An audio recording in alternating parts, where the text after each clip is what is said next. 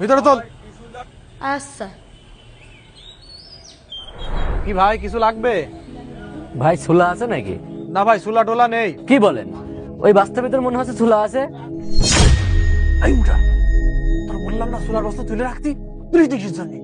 ভাই চুলা আছে ঠিকই, ওটার দাম একটু বেশি হবে নি। কত টাকা? 200 টাকা করে। 200 টাকা কেজি?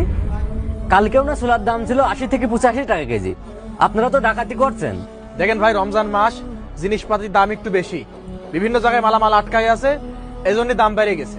রমজান মাস হলো রহমতের মাস, রমজান মাস মানুষকে খাওয়ানোর মাস, কিন্তু আপনারা তো দেখছি ব্যবসা খুলে বসেছেন। না তা ঠিক আছে, রমজান মাস হলো রহমতের মাস, খাওয়ানোর মাস।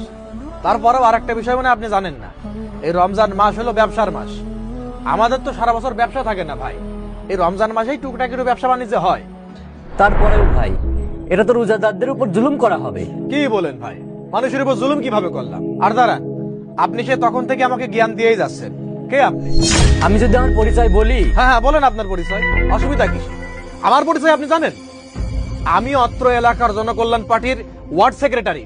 আমি চাইলে কি করতে পারি আপনি জানেন? এই আপনি কোন দলের লোক বলেন, বলেন কোন দলের লোক? আমি নির্বাহী ম্যাজিস্ট্রেট রবিউল আহমেদ। স্যার আপনি, এই স্যারের জন্য জানি আই। স্যার, স্যার বুঝতে তো পারছেন স্যার, ভুল হয়ে গেছে স্যার। অফিসার, ওনাকে নিয়ে চলুন। জি স্যার। স্যার এবারের মতো মাফ করে দেন স্যার। চল আমাদের সাথে চল। স্যার এই এদিকে আয়। বাঁধো নাকি বাঁধো।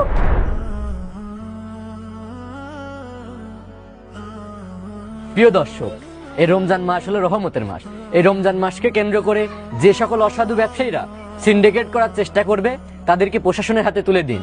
আমরা এভাবেই অন্যায়ের বিরুদ্ধে রুখে দাঁড়াবো এবং রমজানের পবিত্রতা রক্ষা করব।